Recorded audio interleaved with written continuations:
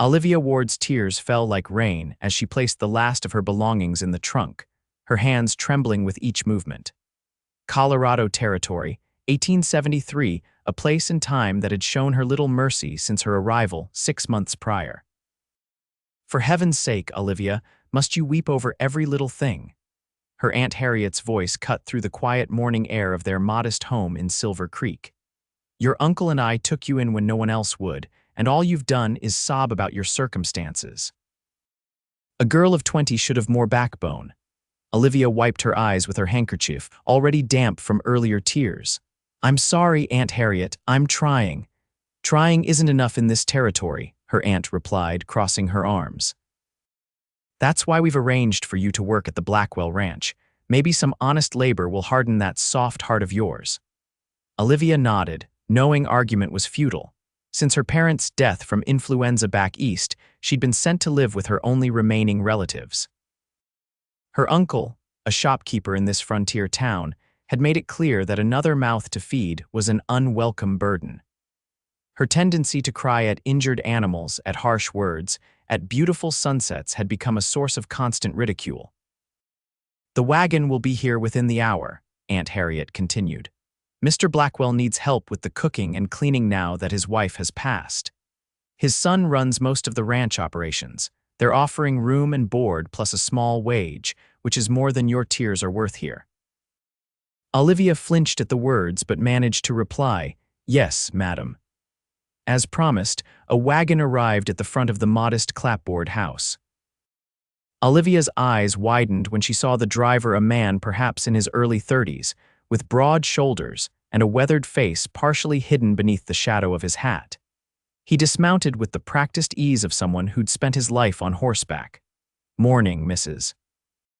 Hayes, he said, tipping his hat to Aunt Harriet. His voice was deep but gentle, a startling contrast to his rugged appearance. I've come for Miss Ward. Thank goodness, Aunt Harriet replied. She's ready to go, Mr. Blackwell. Olivia's heart skipped.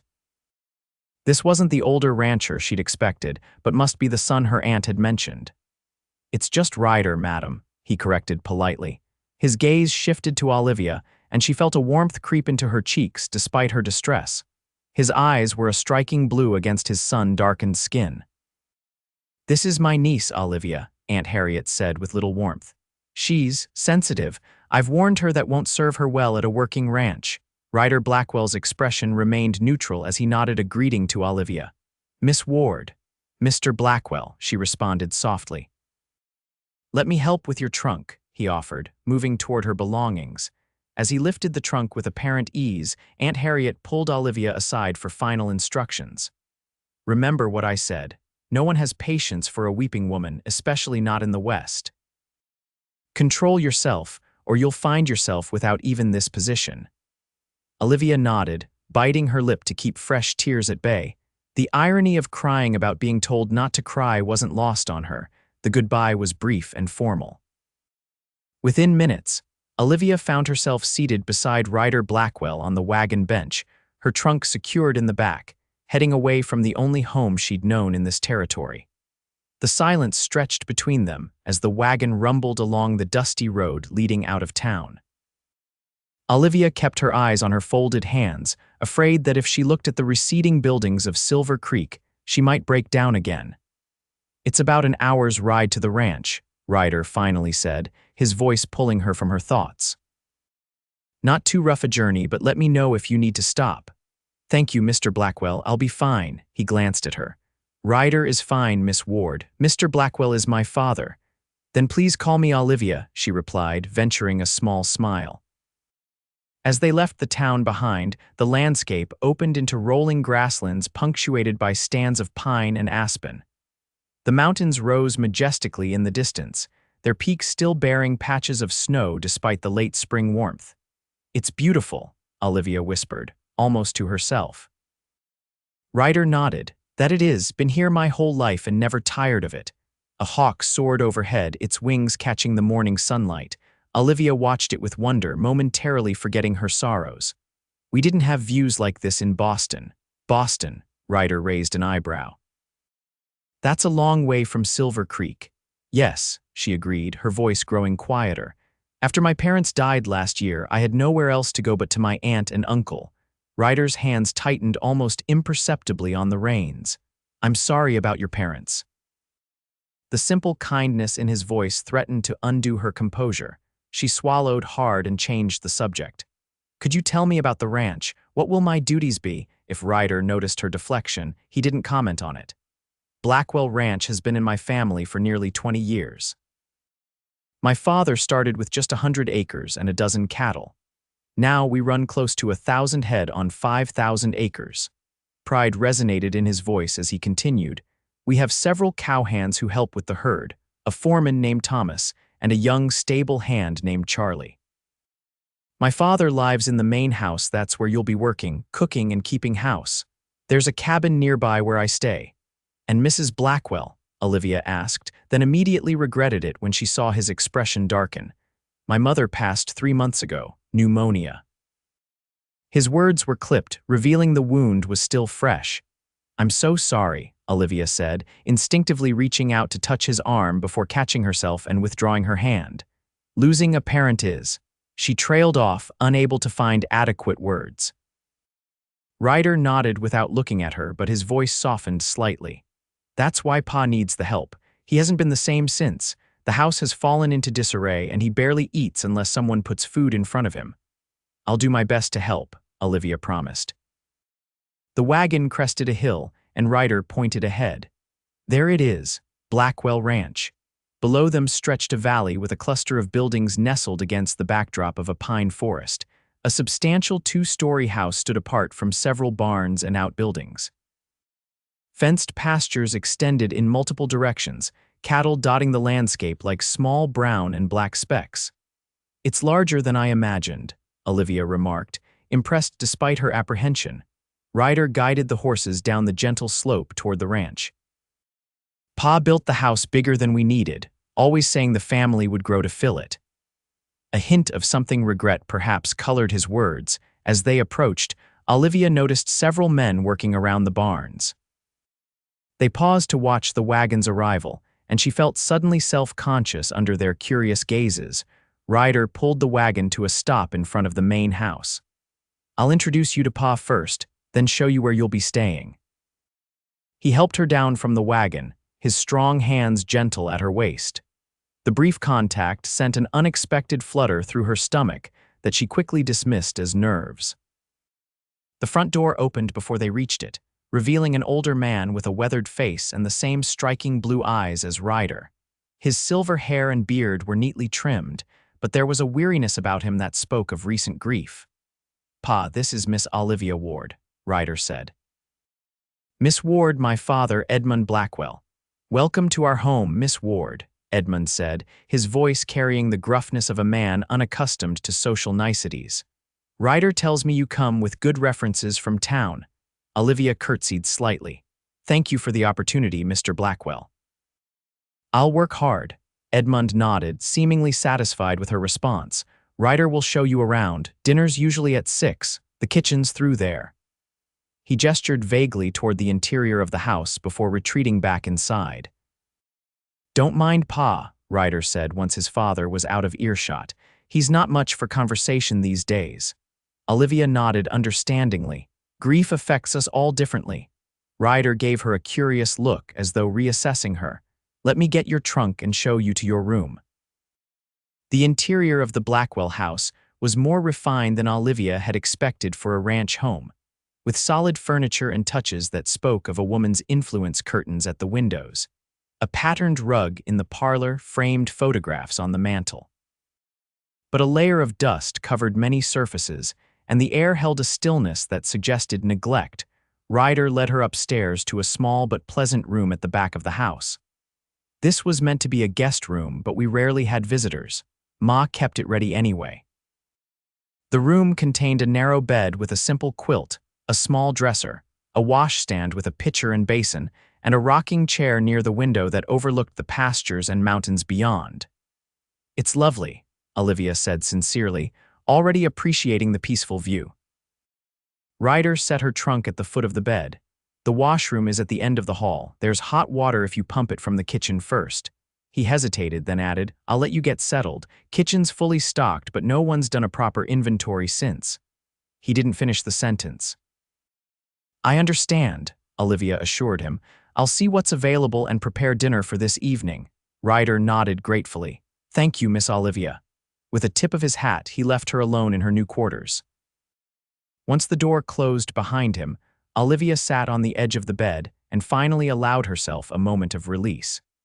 Silent tears slid down her cheeks as the reality of her situation settled over her. She was alone in a strange house, miles from town, responsible for the care of a grieving man and his household. But as she wiped away her tears, she felt a strange sense of purpose. Perhaps here, away from her aunt's constant criticism, she could prove her worth.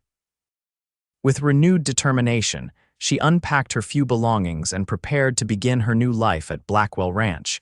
The kitchen proved to be a challenge initially. Though well-equipped, it had fallen into disarray. Olivia spent the first hours of her employment taking inventory, cleaning surfaces, and planning what would become her first meal for the Blackwells. By late afternoon, the kitchen was transformed. Olivia had found flour, sugar, and other staples to prepare a hearty meal of beef stew, fresh biscuits, and apple pie using preserved fruit she'd discovered in the pantry. As she worked, ranch hands occasionally passed by the kitchen window, casting curious glances her way. One young man, barely out of his teens with a shock of red hair, had even tipped his hat when their eyes met, causing Olivia to smile despite herself. Just before 6, as she was setting the table in the dining room, Ryder returned from his day's work. The physical labor had left a sheen of sweat on his brow and dust on his clothes, but he'd clearly made an effort to wash up before entering the house. "Something smells mighty good," he commented, appreciatively sniffing the air. "Haven't smelled home cooking like that since." "I hope it meets your expectations," Olivia replied, saving him from completing the painful comparison. "Will any of the ranch hands be joining us?" Ryder shook his head. "They have their own cook at the bunkhouse, just Pa and me." When Edmund Blackwell joined them, his eyebrows rose slightly at the sight of the carefully set table and steaming dishes. He took his seat at the head of the table without comment, but Olivia noticed how his eyes lingered on the apple pie cooling on the sideboard. The meal began in silence, broken only by the sounds of cutlery against plates. Olivia kept her eyes down, uncertain of her place in this new household. "This stew is excellent, Miss Ward," Edmund finally said, his gruff voice startling in the quiet room. "Thank you, Mr. Blackwell," Olivia responded, warmth spreading through her at the simple compliment. "Best meal I've had in months," Ryder added with a genuine smile that transformed his serious face. "You're a fine cook." The small exchange seemed to ease the tension, and although conversation remained limited, the atmosphere grew more comfortable as they shared the meal. When Olivia served the apple pie, she was rewarded by the first real animation she'd seen from Edmund Blackwell. "Elizabeth used to make apple pie every Sunday," he said softly, almost to himself. "Ma's recipe book is still in the kitchen," Ryder told Olivia, "if you'd like to use it." "I'd be honored," she replied, understanding the significance of the offer. After dinner, Olivia cleared the dishes despite Ryder's insistence that she should rest after her long day. "I don't mind," she assured him. "It's my job, after all." As she washed the dishes in the kitchen, she became aware of Ryder standing in the doorway, watching her. She glanced up, questioning. "I just wanted to say thank you," he said. "It's the first time Pa's mentioned Ma without looking like he might break apart." Olivia nodded, understanding all too well. Time helps, but so does having someone acknowledge the loss. Sometimes people avoid mentioning the departed because they fear causing pain, but the person is already in our thoughts constantly. Ryder studied her with those penetrating blue eyes. "You speak from experience." "Yes," she admitted, turning back to the dishes to hide the emotion rising in her face. "But each day gets a little easier to bear." Ryder seemed about to say more when a commotion outside drew his attention. "Excuse me," he said, moving quickly toward the front of the house. Olivia followed to the porch, where she found Ryder speaking urgently with the young red-haired ranch hand she'd seen earlier. "What's happening?" she asked as Edmund joined them. One of the pregnant heifers is struggling with her calf, Ryder explained. Charlie here says she's in bad shape. Need me to come? Edmund asked, already reaching for his coat. Ryder shook his head. No, Pa, you get some rest. Charlie and I can handle it with Thomas.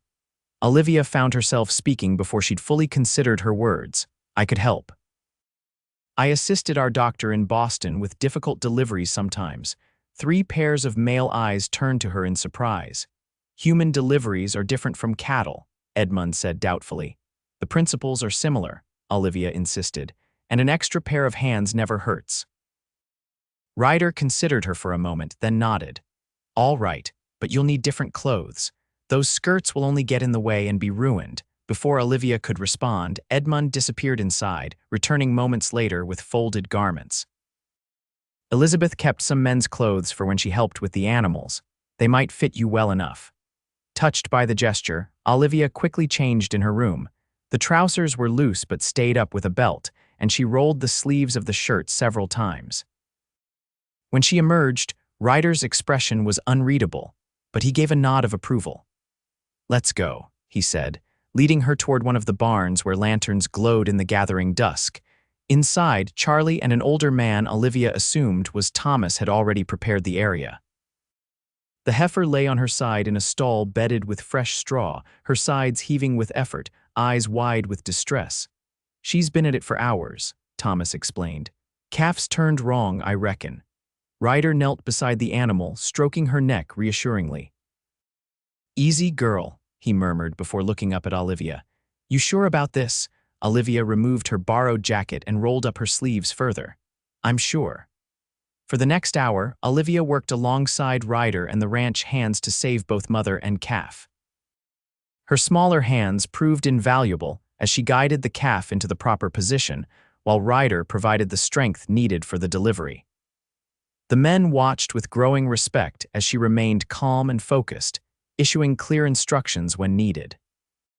When the calf finally emerged alive and healthy despite the difficult birth, Olivia couldn't contain her joy. Tears sprang to her eyes as the newborn took its first shuddering breath, and the mother began to lick her baby clean. You're crying, Charlie observed, his young face confused. Olivia wiped her cheeks, embarrassed. I'm sorry, it's always a miracle to me, new life. Nothing to be sorry for, Thomas said kindly. That was good work, miss. Ryder had been watching her, his expression thoughtful. As they left the mother and calf to bond, he fell into step beside Olivia. Your aunt mentioned you were sensitive, that you cry easily. Olivia stiffened, waiting for the criticism that usually followed such observations. She said it like it was a weakness, Ryder continued, surprising her.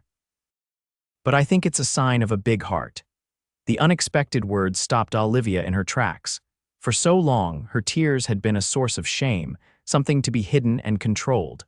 To have them described as evidence of strength rather than weakness left her momentarily speechless. Thank you, she finally managed, her voice barely above a whisper. Ryder shrugged, seemingly embarrassed by his own statement. Just speaking truth as I see it. You did good work tonight, Olivia. Not everyone could have stayed so steady while feeling so deeply. They walked back to the house in companionable silence, the stars emerging overhead in the vast Colorado sky. For the first time since arriving at Blackwell Ranch, Olivia felt a glimmer of hope that perhaps she had found not just employment, but a place where she might belong. The following weeks established a rhythm to Olivia's new life. She rose early each morning to prepare breakfast for Edmund and Ryder before they headed out to work the ranch. Her days were filled with cleaning, cooking, mending, and gradually bringing the neglected house back to life. Edmund Blackwell remained mostly taciturn, but Olivia noticed small signs of approval, a nod when she served a dish his wife had once made, his growing tendency to linger at the table rather than immediately retreating to his study. Ryder was equally reserved, but in a different way. He was unfailingly polite, expressing appreciation for her work and occasionally sharing stories about the ranch during their evening meals. But Olivia sensed he kept a deliberate distance between them, as though wary of becoming too familiar. June brought warmer weather and longer days. Olivia had taken to spending her rare free moments in a small garden behind the house that had once been Elizabeth Blackwell's pride. It had fallen into disarray, but Olivia found peace in slowly reclaiming it from the weeds, nurturing the perennials that had managed to survive neglect. One evening, as she worked in the garden after dinner, Ryder approached with a wooden box in his hands. "Pa said you might want these," he explained, setting the box beside her. "Ma's gardening tools and some seed packets." Olivia opened the box with reverent hands, finding well-worn but quality tools and carefully labeled envelopes of seeds. "Are you sure? These must have been special to her," Ryder nodded. "Pa says they should be used, not hidden away. Says Ma would have liked what you're doing here." The comment touched Olivia deeply. "Thank you, I'll take good care of them," Ryder lingered, watching as she examined the contents of the box. "You've made a difference around here, you know," he said quietly. "The house feels like a home again." Before Olivia could respond, he continued, "There's a social in town this Saturday, dancing and such. Pa thought you might like to attend." He added quickly, "With us, I mean, you've been working hard and it would be a chance for you to meet some of the local folks." Olivia felt a flutter of excitement at the prospect. She hadn't left the ranch since her arrival, and while she didn't miss her aunt and uncle, she did occasionally long for female company and a change of scenery. "I'd like that very much," she replied with a smile. "Thank you." Ryder shifted his weight, seeming almost nervous, a stark contrast to his usual confidence. "Good, that's good. We'll leave after the morning chores are done." Saturday arrived with clear skies and a gentle breeze. Olivia spent extra time preparing for the social, washing her hair and pressing her best dress, a simple blue cotton that brought out the hazel in her eyes. It wasn't fashionable by Eastern standards, but it was clean and becoming. When she descended the stairs, both Blackwell men were waiting in the parlor. Edmund wore a proper suit that spoke of seldom use, while Ryder had donned a clean shirt and vest that emphasized the breadth of his shoulders. "You look lovely, Miss Ward," Edmund said with formal courtesy. Ryder said nothing, but the appreciation in his eyes spoke volumes, bringing a blush to Olivia's cheeks. The ride to town was pleasant, with Edmund surprisingly talkative, pointing out landmarks and sharing the history of the area. By the time they reached Silver Creek, Olivia's initial nervousness had faded to excited anticipation.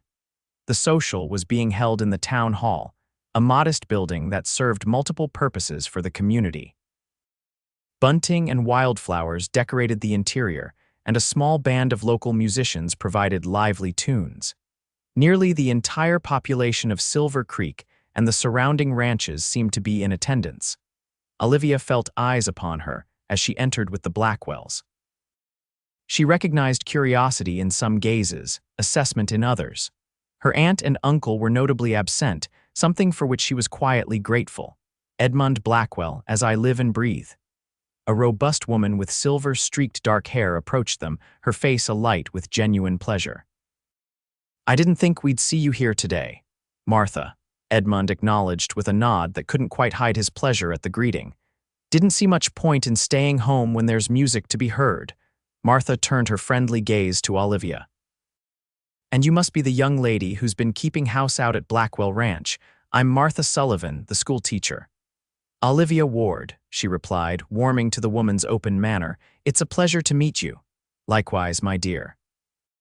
Martha's eyes twinkled as she glanced between Olivia and Ryder. "Now, don't let these Blackwell men keep you to themselves all evening. There are plenty of young people here who'd welcome a new face." As if on cue, the band struck up a lively reel. Couples began forming on the dance floor. "May I have this dance, Miss Ward?" Ryder asked formally, extending his hand. Olivia accepted with a smile, allowing him to lead her to the floor. Despite his size and the rough nature of his daily work, Ryder moved with surprising grace. His hand at her waist was respectful but firm as he guided her through the steps. "You dance well," she commented, a little breathless from the pace. A rare smile crossed his face. "Ma insisted all her children learn proper dancing, said it built character." "Children?" Olivia questioned. "You have siblings," a shadow passed over Ryder's features. "Had a brother, Samuel. He died in the war." "I'm sorry," Olivia said softly, understanding now why the large house seemed so empty, why Edmund had spoken of a family that never grew to fill it. "It was a long time ago," Ryder replied, but his eyes said otherwise. The music changed to a slower waltz, and Olivia found herself drawn closer to Ryder as they continued to dance. She was acutely aware of his presence, the solid strength of his arm, the faint scent of soap and leather that clung to him, the way his eyes remained fixed on hers. The moment was interrupted by a young woman who approached with determined steps.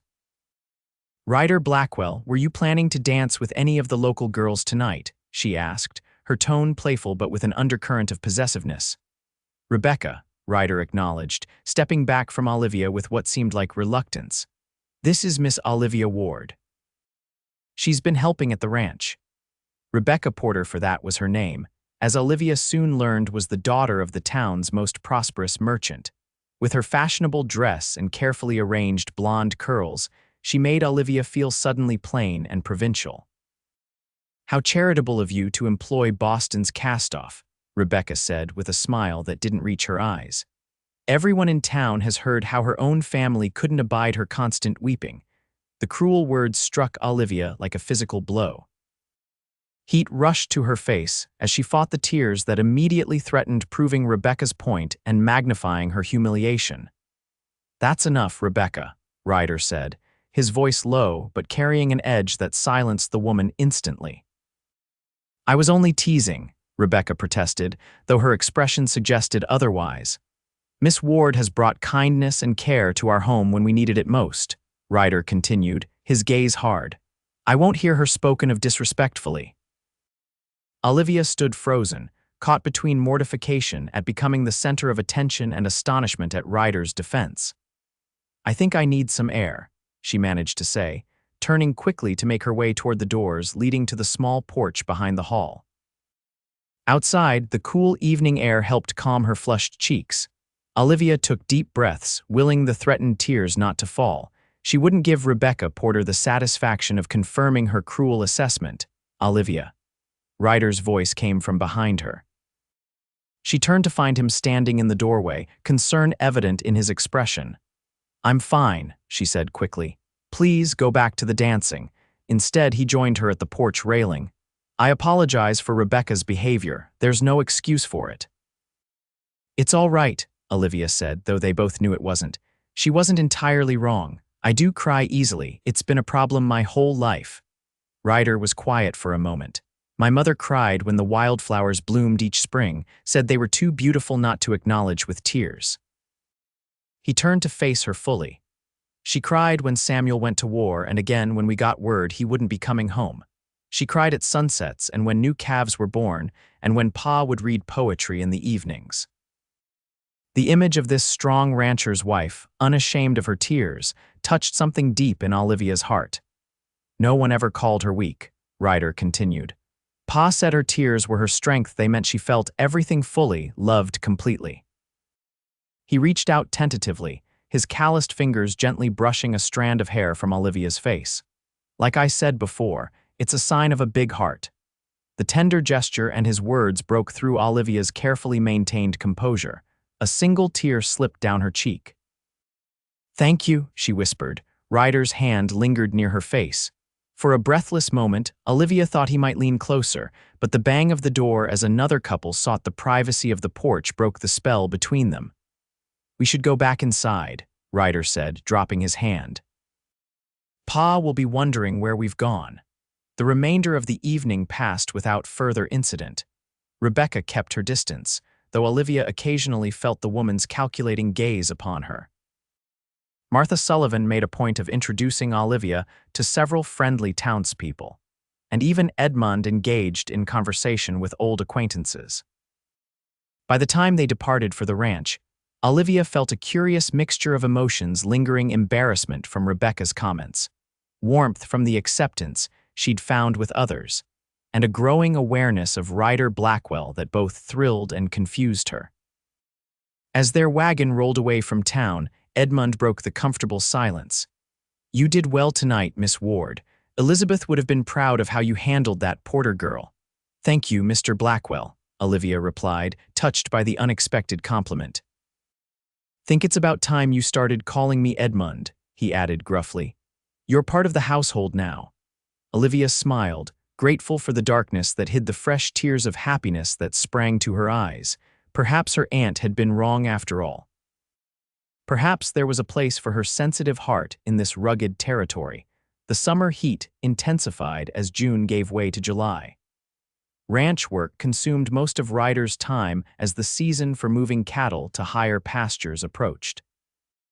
Olivia saw him primarily at meals, where their conversations remained cordial but carefully impersonal, as though both were wary of revisiting the intimacy they'd shared at the social.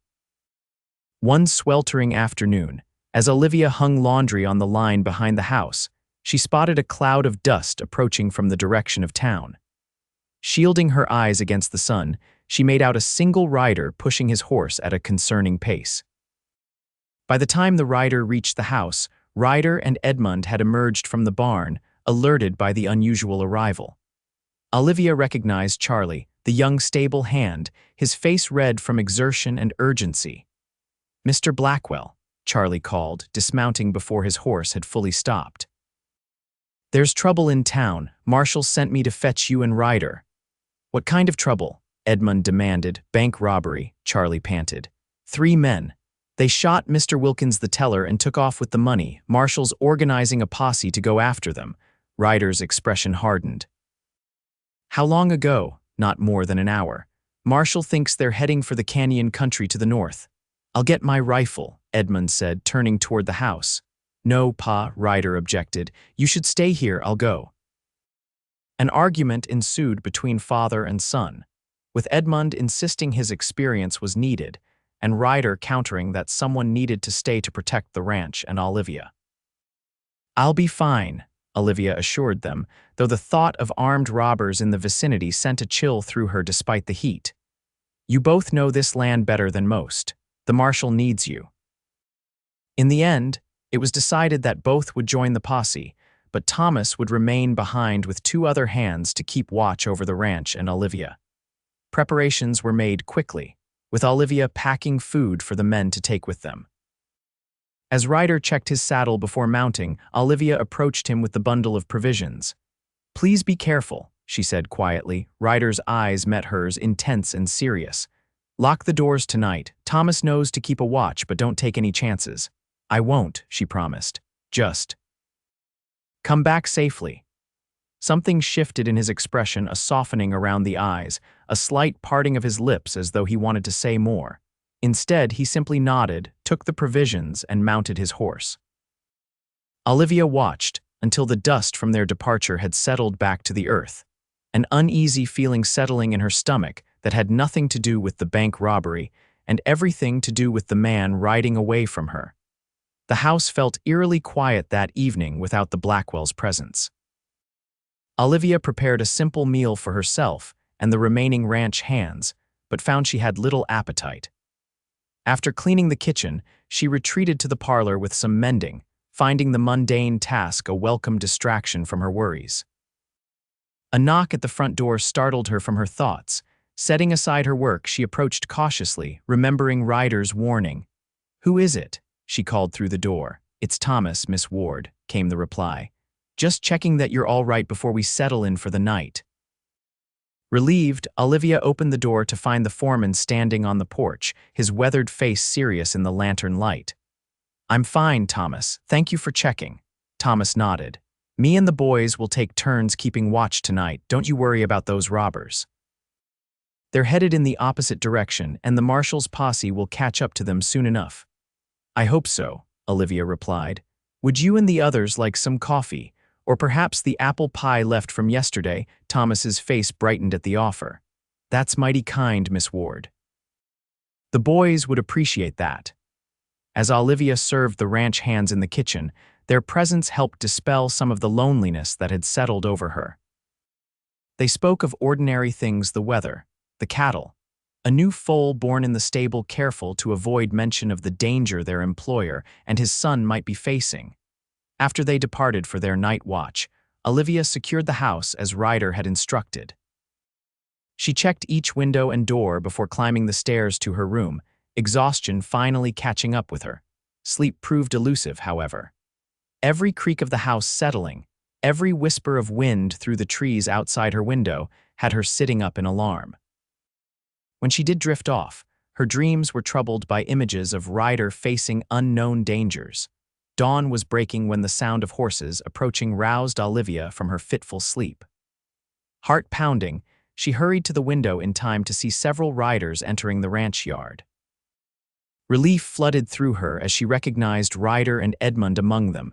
Not caring about propriety, Olivia threw a shawl over her nightdress and hurried downstairs and out onto the porch. The men looked exhausted, their clothes dusty from the trail, but all appeared unharmed. "You caught them." She called as they dismounted. Edmund nodded grimly. "Cornered them in a box canyon about 15 miles north. They surrendered when they saw they were outnumbered." "Anyone hurt?" Olivia asked, her eyes seeking out Ryder, who was speaking quietly with the marshal.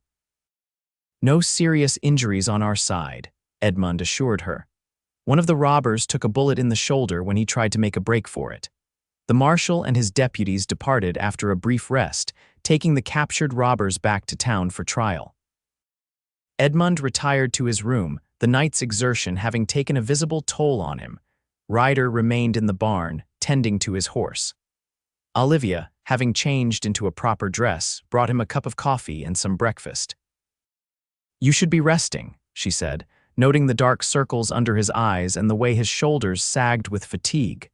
"Just making sure Summit is properly cared for," he replied, patting the sorrel gelding's neck. "He carried me hard through the night." Olivia set the food and coffee on a nearby barrel. The others said no one was hurt, but her eyes searched his form for any sign of injury. "I'm fine," Ryder assured her, a hint of a smile touching his lips. "Just tired. You were gone all night." "I was worried," Olivia admitted, then blushed at how the words revealed her feelings. Ryder's expression softened as he took a step closer to her. "Were you?" Olivia nodded, suddenly unable to meet his gaze. "I couldn't sleep. I kept thinking about the dangers." Ryder was quiet for a moment, and when she finally looked up, the intensity in his eyes made her breath catch. "I thought about you too," he said, his voice low. "About getting back to the ranch, to you." The admission hung between them, changing the air in the barn, making it thick with unspoken feelings. Ryder reached out slowly, his hand coming to rest gently against her cheek. Olivia leaned into the touch, her eyes closing briefly at the tenderness of the gesture. "Ryder." Edmund's voice from outside the barn broke the moment. "Marshall forgot his canteen. Says he'll send someone for it later." Ryder dropped his hand reluctantly, stepping back from Olivia just as his father appeared in the doorway. If Edmund noticed the tension between them, he gave no indication. "You should get some rest, son," Edmund said. "You've been in the saddle nearly 24 hours. "I will, Pa," Ryder agreed, though his eyes remained on Olivia. "Thank you for the coffee and food, Miss Ward." The return to formality stung slightly, but Olivia understood the necessity with Edmund present. "You're welcome, Mr. Blackwell," she replied with equal propriety, though a silent understanding passed between them that transcended the formal words. As July progressed, life at Blackwell Ranch settled back into its familiar routine, though subtle changes had occurred. Edmund spoke more often at meals, occasionally sharing stories of the ranch's early days or memories of Elizabeth that brought both smiles and wistful sighs. Olivia treasured these glimpses into the family's history, feeling increasingly connected to the home and its inhabitants. Ryder, too, had changed in his demeanor toward her. While still respectful, he no longer maintained the careful distance that had characterized their early interactions. He sought her company during his rare free moments, helping in the garden or simply sitting on the porch in the evenings, discussing books they had both read or sharing observations about the ranch.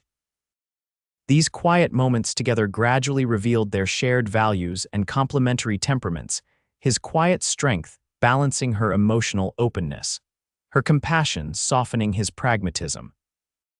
Though neither spoke of deeper feelings, their growing attachment was evident to anyone who cared to observe. Late one afternoon, as Olivia gathered vegetables from the now thriving garden, she noticed a wagon approaching from town. Her first thought was concern. Unexpected visitors often brought unwelcome news, but as the wagon drew closer, she recognized her aunt and uncle. Setting down her basket, Olivia smoothed her apron and walked to meet them, puzzled by their unexpected appearance. She hadn't heard from them since leaving Silver Creek 3 months earlier. Aunt Harriet, Uncle George, she greeted them as they pulled to a stop. "This is a surprise." "Olivia," her aunt acknowledged stiffly, "you're looking well." "Thank you," Olivia replied, waiting for an explanation of their visit. Uncle George cleared his throat. "We've come with news from back east. Your father's cousin William has passed away." Olivia frowned slightly. "I'm sorry to hear that, though I barely knew him." "The relevant point," Aunt Harriet interjected, "is that he had no children of his own. He's left you a modest inheritance, not a fortune, but enough that you needn't continue in service." The news took Olivia by surprise. She had never expected any inheritance, having assumed her parents' limited assets had been exhausted by their final illness and burial. "We thought you'd want to return to Boston," Uncle George continued. "The lawyer handling the estate sent papers requiring your signature." "I see," Olivia said slowly, her mind racing with implications. "Won't you come inside? I'll make some tea while I consider this." As they entered the house, Ryder and Edmund returned from the pastures. Olivia made introductions, noting the cool assessment in her relatives' eyes as they regarded the Blackwells. Over tea in the parlor, Aunt Harriet elaborated on the inheritance, a small but respectable sum that would allow Olivia to establish herself comfortably in Boston, perhaps even to marry within her former social circle. "It's the opportunity to reclaim your proper place," her aunt insisted. "Surely you don't intend to remain a housekeeper on a cattle ranch for the rest of your days?" Olivia glanced at Ryder, who stood near the doorway, his expression carefully neutral. "I've been happy here," she said simply. "Happiness is a luxury, Olivia," Uncle George pronounced. "Security and social standing are necessities." The conversation continued in this vein until Edmund intervened. "Perhaps Miss Ward needs time to consider her options," he suggested firmly. "It's a significant decision." Aunt Harriet sniffed disapprovingly but couldn't argue with the logic. "The lawyer needs your response within the week," she informed Olivia. "We'll expect to hear your decision by then." After her relatives departed, an uncomfortable silence fell over the house. Olivia busied herself clearing the tea things, avoiding the questioning glances from both Blackwell men. "Will you be returning to Boston then?" Edmund finally asked, his gruff voice unusually gentle. Olivia set down the teacup she was holding, her hands trembling slightly. "I don't know," she admitted. "I never expected this choice." "It's your decision, of course," Edmund said. "But know that you have a place here for as long as you wish." His words warmed her, but it was Ryder's continued silence that troubled her. When she glanced his way, his expression was unreadable, his posture tense. "Ryder," she questioned softly. "Pause right," he said, his voice controlled. "It's your decision. You should do what makes you happy." Without waiting for her response, he turned and left the house. That evening, Olivia found herself unable to settle to any task, her mind churning with the unexpected choice before her. The inheritance offered freedom from dependency, from service, from the judgment she'd sometimes felt in Silver Creek. Yet the thought of leaving Blackwell Ranch, of leaving Ryder, created an ache in her chest that no amount of money could soothe. As twilight descended, she sought refuge in the garden, hoping the peaceful setting might help clarify her thoughts. She was kneeling among the herbs when Ryder's voice came from behind her.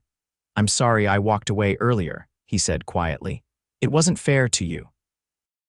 Olivia rose to face him, brushing soil from her hands. "You seemed upset." Ryder's jaw tightened. "Am." He ran a hand through his hair, a gesture of frustration she'd come to recognize. "The thought of you leaving, it's been on my mind since your aunt and uncle arrived." "I haven't decided anything yet," Olivia reminded him. "But you're considering it," he countered. "And why wouldn't you? Boston is your home. It's civilized, cultured. What can a ranch in Colorado territory offer that compares?" The pain in his voice gave Olivia courage. "Perhaps something money can't buy," she said softly. "Perhaps someone worth staying for." Ryder's eyes met hers, a flicker of hope crossing his features before doubt reasserted itself. "I have no right to ask you to stay," he said. A life here would be hard, especially for someone not raised to it. Do you want me to stay? Olivia asked directly, her heart pounding as she awaited his answer. Ryder closed the distance between them in 2 strides. His hands came to rest on her shoulders, gentle despite their strength. Yes, he admitted, his voice rough with emotion. God help me, I want you to stay more than I've wanted anything in years. Joy surged through Olivia at his words. Then ask me, she whispered. For a moment, Ryder seemed frozen, as though afraid to trust his good fortune. Then slowly, deliberately, he slid his hands from her shoulders to cradle her face. Stay, Olivia, he said, his blue eyes intense with feeling. Stay here, with me. In answer, Olivia raised herself on tiptoes and pressed her lips to his. The kiss was tentative at first, a question and an answer both. Then Ryder's arms encircled her waist, drawing her closer as the kiss deepened into something that spoke of longing fulfilled and promises made. When they finally parted, both breathless, Olivia rested her head against Ryder's chest, listening to the steady beat of his heart. I think I've known since that night at the social, she confessed. When you defended me to Rebecca Porter, no one had ever stood up for me that way before. Ryder's arms tightened around her. I wanted to tell you then how I felt, but I was afraid it was too soon, that you might think I was taking advantage of your position here. And now, Olivia asked, tilting her face up to his. Now I'm afraid you'll choose Boston over a hardscrabble life with a rough rancher, he admitted with a wry smile. Olivia shook her head, her decision crystallizing with perfect clarity. My life in Boston is in the past. My future is here if you want it to be. Ryder's answer was another kiss, more confident than the first, sealing the understanding between them. The following morning, Olivia wrote to her aunt and uncle, informing them of her decision to remain in Colorado. She would accept the inheritance but had no intention of returning east. Her life, her heart, and her future were now firmly rooted at Blackwell Ranch. The news of Olivia and Ryder's understanding spread quickly through the ranch and into town. Most reactions were positive. The ranch hands had grown fond of Olivia, and the townspeople who had come to know her respected her kind nature and strong work ethic. Rebecca Porter made her displeasure known through pointed remarks whenever Olivia visited town, but such petty jealousy carried little weight against the happiness Olivia had found. Edmund's response to their relationship was one of quiet satisfaction. Elizabeth would have chosen you for him, he told Olivia one evening as they sat on the porch watching the sunset. She always said he needed someone who could feel enough for both of them. In late August, with the mountain wildflowers in their final glorious bloom, Ryder took Olivia riding to a secluded meadow overlooking a pristine lake high on Blackwell land. There, surrounded by nature's beauty, he knelt before her and offered a simple gold ring that had once belonged to his grandmother.